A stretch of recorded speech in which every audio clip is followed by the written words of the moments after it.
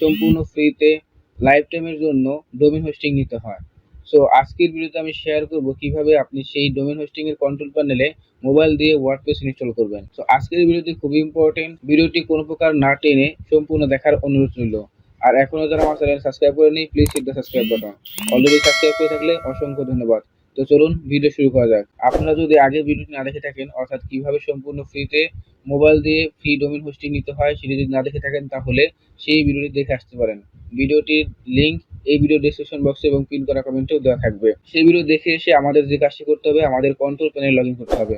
So এরকম control প্যানেলে আপনারা লগ ইন করবেন। লগ ইন করার পর আপনারা যদি একটু নিচের দিকে যান তাহলে দেখতে পাবেন সফটওয়্যার প্লাস ইনস্টলার। বন্ধুরা দেখতে পাচ্ছেন সফটওয়্যার প্লাস অ্যাপ ইনস্টলার, এই অপশনটি দেখতে পাচ্ছেন। সো আমরা জাস্ট এই অপশনে ক্লিক করে দেব। এরপর বন্ধুরা আপনাদের সামনে এরকম একটি ইন্টারফেস ওপেন হবে। দেখতে পাচ্ছেন এখানে ওয়ার্ডপ্রেস, জামুলা এছাড়াও অন্যান্য যে সিএমএস প্ল্যাটফর্মগুলো আছে সবগুলো কিন্তু এখানে আপনার সামনে ওপেন হবে।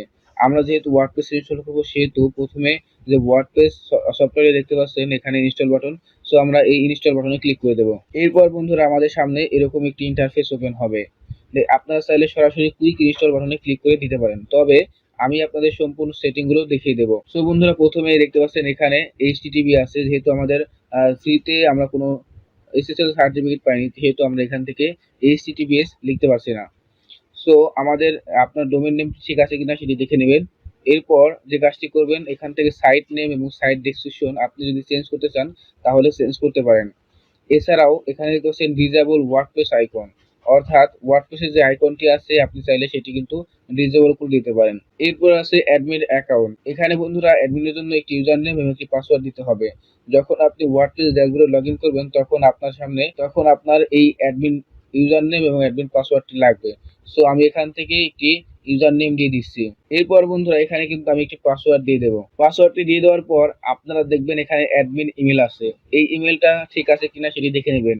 যদি ঠিক না থাকে তাহলে ঠিক করে দিবেন, কারণ যখন আপনার ওয়ার্ডপ্রেস সাইটে কোনো প্রবলেম হবে তখন এই ইমেলের মাধ্যমে আপনি কিন্তু সবকিছু ঠিক করতে পারবেন।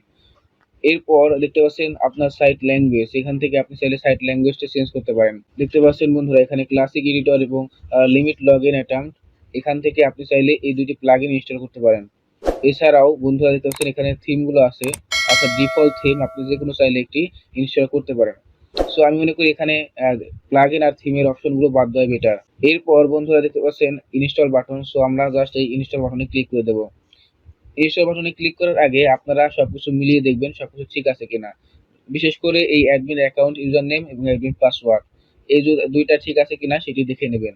দেখার পর আপনারা জাস্ট এই ইনস্টল বাটনে ক্লিক করে দেবেন। দেখতে পাচ্ছেন বন্ধুরা আমাদের ওয়ার্ডপ্রেসটি কিন্তু ইনস্টল হচ্ছে।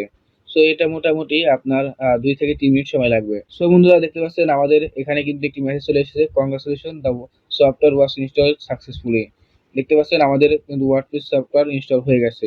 এরপর এখানে দেখতে পাচ্ছেন আমাদের ওয়েবসাইটের লিঙ্ক, এরপর অ্যাডমিন ইউআরএলটি কিন্তু দিয়ে দিচ্ছে। অর্থাৎ এই যে ইউআরএলটি দেখতে পাচ্ছেন এই ইউআরএল এর মাধ্যমে কিন্তু আমরা আমাদের ওয়ার্ডপ্রেস ড্যাশবোর্ডে লগ ইন করবো। সো বন্ধুরা সরাসরি আমরা এই অ্যাডমিনের ইউআরএল এ ক্লিক করে দেবো। সো বন্ধুরা দেখতে পাচ্ছেন আমাদের সামনে কিন্তু ওয়ার্ডপ্রেস ড্যাশবোর্ড। এটা এখন আমরা একটু কম্পিউটার ডিভাইসের মতো করে নিই। সো কম্পিউটার ডিভাইসের মতো করার জন্য আমরা জাস্ট এই থ্রি ডট আইকনে ক্লিক করব। এরপর ডেস্কটপ সাইডে ক্লিক করব। দেখতে পাচ্ছেন আমাদের সামনে কিন্তু ওয়ার্ডপ্রেস সফটওয়্যারের যে ড্যাশবোর্ডটি আছে সেটি কিন্তু ল্যাপটপ ভার্সনে চলে এসেছে। এখন আপনি চাইলে এখানে যে কোনো থিম ইনস্টল করতে পারেন, যে কোনো প্লাগইন ইনস্টল করতে পারেন, অর্থাৎ আপনি আপনার ওয়েবসাইট লঞ্চ করতে পারেন। এছাড়াও বন্ধুরা আপনারা ইচ্ছামতো আপনাদের ওয়েবসাইটটা কাস্টমাইজ করতে পারেন। সো বন্ধুরা এভাবে আপনি চাইলে কিন্তু মোবাইলের মাধ্যমে আপনার ডোমেইন হোস্টিং বা cPanel-এ ওয়ার্ডপ্রেস ইনস্টল করতে পারবেন। সো আশা করছি ভিডিওটি ভালো লেগেছে এবং আপনি নতুন কিছু শিখতে পারছেন।